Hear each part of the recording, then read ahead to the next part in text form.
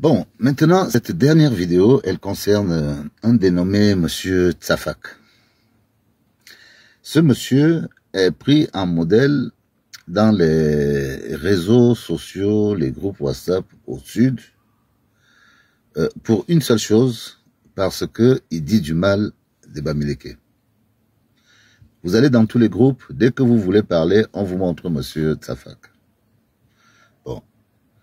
Dans ce monde de la toile, moi j'ai rencontré ce monsieur dans la toile. Quand je dis rencontré, je l'ai aperçu en image, en train de crier en plein carrefour, en disant qu'il y avait des hommes blancs en blanc dans sa voiture et que ces gens le pourchassaient. Donc il était en transe, ou c'était une crise de schizophrénie, ou c'était, comme il explique ce monsieur, qu'à l'ouest, il y a des rituels pour se faire de l'argent. Bon. Moi, je ne connais pas les rituels de l'ouest. Hein?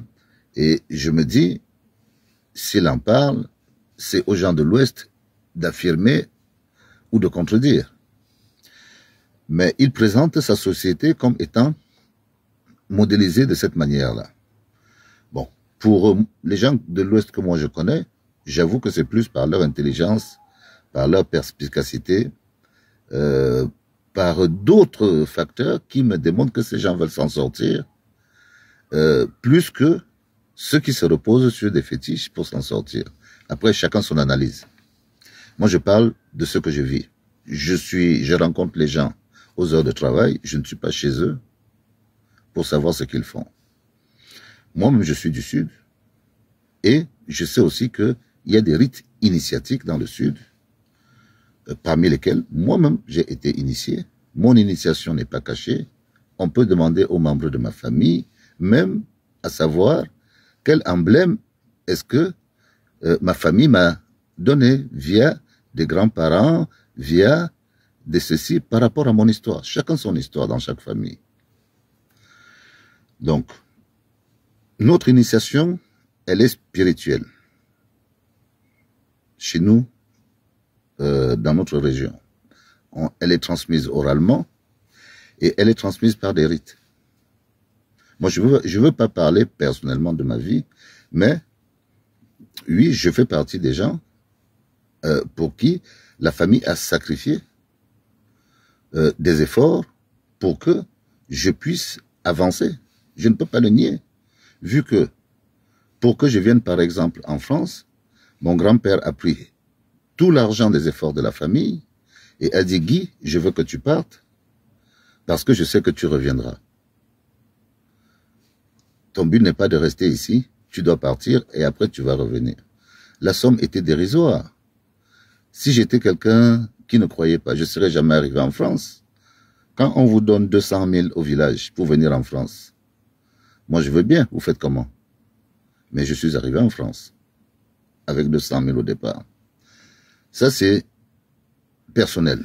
Maintenant, socialement, je vais regarder maintenant quelles sont les conséquences au niveau de la société. Parce que je veux qu'on transmette cette vidéo au frère Tsafak pour qu'il aille vérifier dans un village du sud qu'on appelle Biboulmam. Ce village est à environ 10 km d'Akom 2. Et Akom 2 est entre Ebolova et Kribi. Voilà. Donc, je suis allé dans ce village. Et j'ai trouvé quelque chose de particulier dans ce village. Et j'aimerais que M. Tsafak me dise si ce que je vais dire sur ce village est mieux que ce que lui trouve dans son village. Qu'est-ce qui se passe à Biboulmam? À Biboulmam, j'ai remarqué que les hommes d'un certain âge n'avaient pas le cacao, ne faisaient pas des champs de cacao ou de café, comme les gens du côté de Samelima. Et que les hommes, je me demandais bien quelle était l'occupation principale. Et comment les enfants font pour aller à l'école. J'ai eu la réponse. Figurez-vous que quand vous êtes à Biboulmam, au bord du village, il y a une petite piste qui entre et doit faire 13 ou 14 kilomètres. J'ai pris cette petite piste Et je suis allé vivre là-bas, à l'intérieur, pendant un mois et demi. C'est un camp de pygmées. Donc, il y a des pygmées à Biboulma. Les pygmées sont chargés de faire la chasse et la cueillette parce qu'ils sont chasseurs et cueilleurs. Et les gens du village viennent donc faire du troc avec les pygmées en achetant tant des animaux à 500 francs, 1000 francs. Et il y a un autre business, c'est que les pygmées vont chercher les écorces d'Onyai ou des socs, de Bitacola.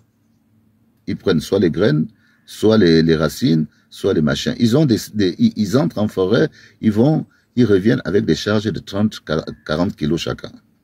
Et les gens viennent faire le troc parce que le pygmée, on lui donne pas 10 000. C'est trop cher. Il faut lui donner 500 francs.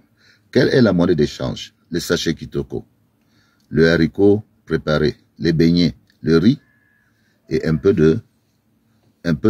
d'argent pour eux, c'est 2000 francs, 3000 francs, qui vont bien sûr dépenser à la journée. Donc, voici un village qui a fait son économie sur un campement de pygmées. Et bien sûr, ces jeunes viennent prendre, et c'est comme ça qu'ils payent l'école aux enfants du village de Biboulmam.